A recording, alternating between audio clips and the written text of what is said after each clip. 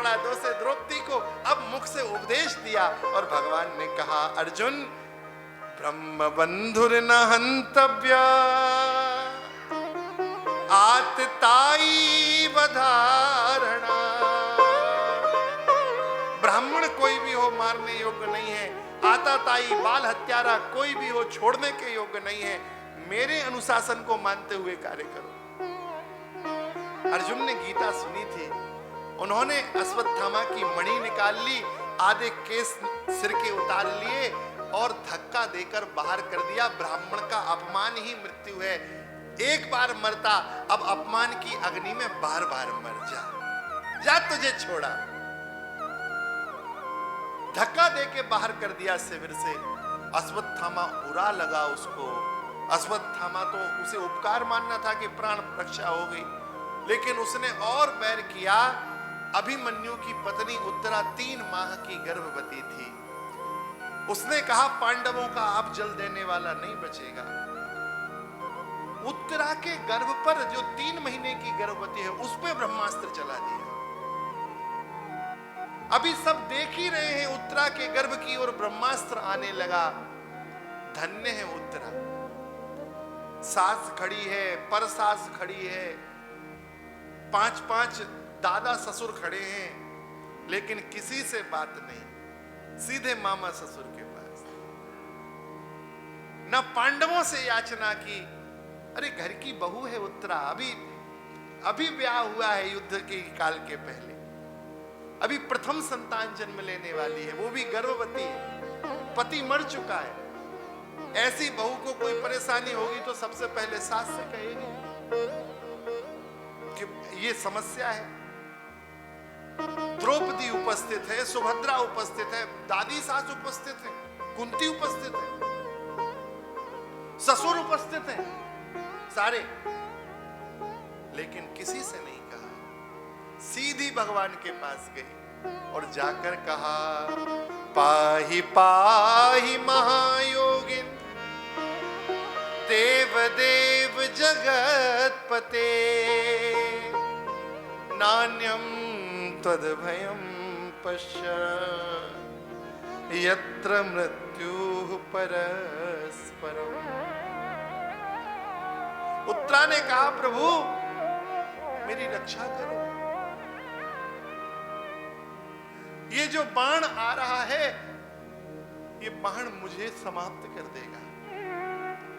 भगवान ने 2 क्षण के लिए कहा, उत्तरा तू तो कहती थी अभिमन्यु के बाद तेरे जीने की कोई इच्छा नहीं है, कोई अभिलाषा नहीं है, लेकिन आज बाण आता देख के तू अपने प्राणों की रक्षा के लिए मेरे पास आ गई। उत्तरा ने कहा, गिरधर मैं अपने प्राणों की रक्षा के लिए नहीं आई। श्री कृष्ण, आपको नहीं पता है, जब से अभिमन्यु गए हैं ना, धर्मराज युधिष्ठिर हो, चाहे अर्जुन हो, चाहे भीम हो, चाहे नकुल हो, चाहे सहदेव हो, ये समाज में बैठते हैं तो बड़ा भारी मन करके बैठते हैं। ये राज सदन में बैठते हैं, बड़ा भारी मन करके बैठते हैं, लेकिन जैसे ही ये लोग अपने अपने कक्ष में जाते हैं, इनके नेत्र भर के झरझर आंसू बहते रहते हैं। कुंती हो, द्रौपदी हो, ये बार बार समझाती हैं, सुनो तुम अभिमन्यु के लिए चिंतित मत रहो।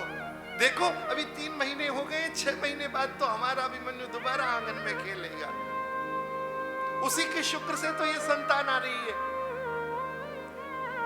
श्री कृष्ण, मैं अपने प्राणों के लिए नहीं, यदि मैं मर गई तो भी कोई बात नहीं, लेकिन मेरा गर्भ नष्ट हो गया तो केवल मैं नहीं मरूंगी, ये 5 पांडव मर जाएंगे। केवल मैं नहीं मरूंगी, ये द्रौपदी, कुंती, जो इस गर्भ से आशा लगाए बैठे हैं, जिनके प्राण इस गर्भ में टिके हुए, ये सब मर जाएंगे। श्री कृष्ण, आप मेरे से कह रहे हो?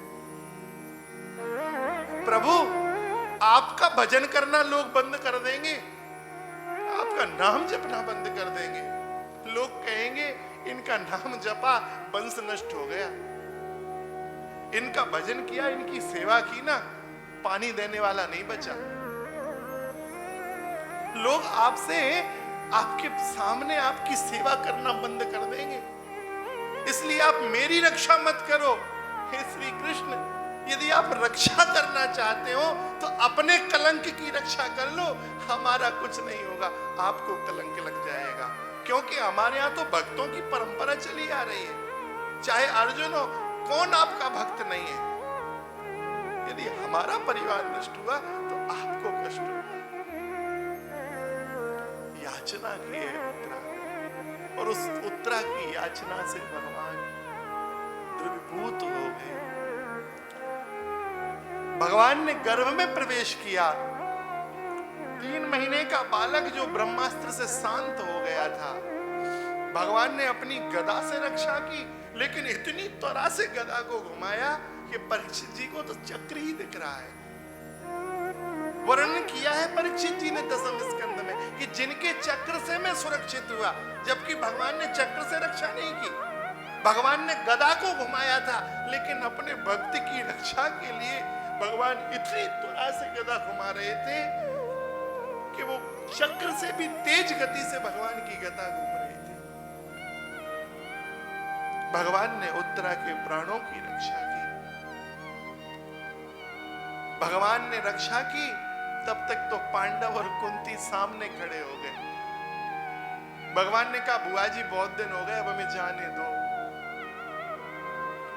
कुंती ने नेत्रों में आंसू भर के कहा, प्रियतम आप जा रहे हो? अभी अभी आपका तमाशा देखा है मैंने, जो आप बुआ जी करके मेरे मन को बहलाते रहते हो ना। मैंने अभी अभी बस 5 मिनट पहले ही आपका दिव्य रूप का दर्शन किया है कि एक रूप से आप बाहर थे और एक रूप से मेरी प्रपौत्री बधू को, उसके गर्भ की रक्षा कर रहे थे। आज आप चुप रहोगे तो मैं कहूंगी। 26 श्लोकों में भगवती कुंती ने हृदय अपना निकाल के रख दिया भगवान के चरणों। हरे कृष्णा हरे कृष्णा कुंती नमस्ये पुरुषं त्वाज्ञ मीश्वरं प्रकृते परम् अलक्ष्यं सर्वभूतानां अंतर्बहिरवस्थितम्। अभी अभी तो ये झांकी देखिए अंदर बाहर वाली, तो पहले श्लोक में यही कहा, प्रभु आप परम पुरुष हैं, सबके अंतर बाहर स्थित हैं। नमः पंकजनाभाय नमः पंकजमालिने नमः पंकजनेत्राय नमः पंकजांघ्रे। कमल नयन कमल माला को धारण करने वाले हे कमलाक्ष प्रभु, मुझ पे कृपा करो, आपको नमस्कार। बाद में लोग कहते हैं कुंती ने दुख मांगा, बार बार भगवान से कहा कि मुझे दुख दे दो, लेकिन कुंती ने दुख नहीं मांगा। कुंती ने वो स्मृति मांगी जो दुख के समय में भगवान की स्मृति होती है, केवल दुख नहीं मांगा। कुंती ने कहा, विपदः सन्तु न शश्वत तत्र तत्र जगत गुरु भवतो दर्शनम यस्याद अपुनर्भव दर्शनम। हम जब दुखी थे प्रभु, तब आपका कई प्रकार से हमको दर्शन होता था। प्रभु जब हमारे 5 बच्चों को मारने के लिए 100 पुत्र कौरवों के निरंतर चिंतित होते थे, तब आप रक्षा करते थे। लाक्षागृह में किसने बचाया? मेरी बहू को निर्वस्त्र करने का प्रयास किया गया, किसने बचाया? जहर की खीर पिलाई गई मेरे बच्चों को, किसने बचाया? और एक तरफ 18 अक्षौणी सेना और उसके विपरीत 5 पुत्र। श्री कृष्ण, आज हम सुखी हो गए तो आप जा रहे हो। प्रभु आपके स्मरण की जो स्मृति है, आपके भजन की जो स्मृति है, मुझे वो स्मृति दे दो। और यदि वो दुख में मिलती है तो उस दुख का स्वागत है। बलिहारी व दुख की जो पल पल नाम रटाए, सुख के माथे सिल पड़े जो हरि हृदय से जाए। ऐसा सुख हमें कोई काम का नहीं है, नहीं चाहिए ऐसा सुख। बलिहारी व दुख की,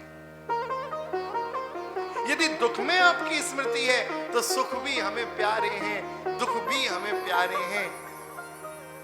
हम तो सुख दुख हमें सब प्यारे, बस आप याद रहो। बस एक श्लोक मेरा मन है कहने का। एक बड़ी अद्भुत बात कुंती ने कही। कुंती ने कही, प्रियतम, गोप्या ददे त्वयि कृतागसिदाम तावत् याते दशाश्रुकलिलाञ्जन संभ्रमा। जब यशोदा ने आपको बांधा तो आपके रोते रोते काजल फैल गया। अच्छा भैया एक बात बताइए, ये कुंती तो वहां थी ही नहीं, फिर ये लीला कुंती को पता कैसे है जिसका वर्णन भगवती कुंती कर रही है? कारण यह है, श्री कृष्ण वसुदेव नंदन है, ये बात 3 लोग जानते थे। एक तो देवकी मैया जानती थी, दूसरा वसुदेव जी जानते थे, और तीसरी कुंती जानती थी। कुंती को पता था जब वसुदेव और देवकी बहुत आर्त हो जाते ना भगवान के स्मरण में, तब कुंती से कहते, बहन तुम जाके देख के आओ ना हमारा कन्हैया कैसा है। तो कभी कुंती दही बेचने की भावना से, कभी फल बेचने की भावना से रूप बदल के नंदालय जाती और नंदालय में भगवान की भिन्न भिन्न लीलाएं देखती और उन लीलाओं को जाकर वसुदेव देवकी को सुनाती। तो ये लीला कुंती ने देखी है अपने हाथों से, आंखों से, इसलिए इसका वर्णन कर रही है कि श्री कृष्ण जब आपने ऊखल फोड़ दिया, आपकी मैया नाराज हुई और उसने आपको बांधा, और बांधने के बाद आपकी आंखों से जब आंसू बहे तो उनसे आपका काजल बहा, और वो काजल बहती छवि मैं देख रही थी। ये कुंती ने दर्शन किया। 26 श्लोकों में भगवती कुंती ने स्तुति की, भगवान रुक गए। भगवान ने दिव्य ज्ञान धर्मराज को दिया, लेकिन धर्मराज को तो समझ में नहीं पड़ा। तब भगवान रुके क्यों? भगवान को लगा कि अभी एक भक्त और है जिसका कल्याण मुझे करना है। श्री ठाकुर जी पितामह भीष्म के पास पधारे, सब पांडवों को लेके भगवान पधारे। पितामह भीष्म 54 दिन से बाणों की सैया पे पड़े हैं, 54 दिन बाणों पे पड़े रहे पितामह भीष्म। सब आए पितामह भीष्म का दर्शन करने। पर्वतो नारदो धौम्यो भगवान बादरायण।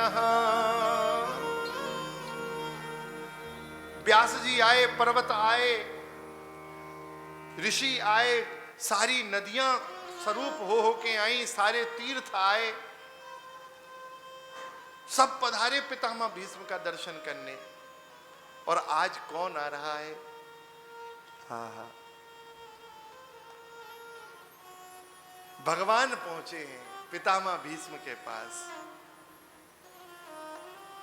जीवन का अंतिम काल, ऐसा धन्य काल पितामह भीष्म का, जब भगवान चल के आ रहे हैं। पितामह ने देखा तो पितामह ने कहा, सदैव देवो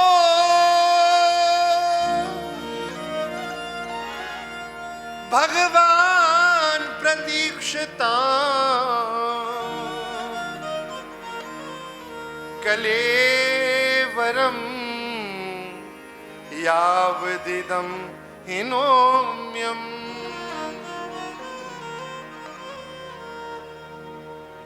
हे श्री कृष्ण,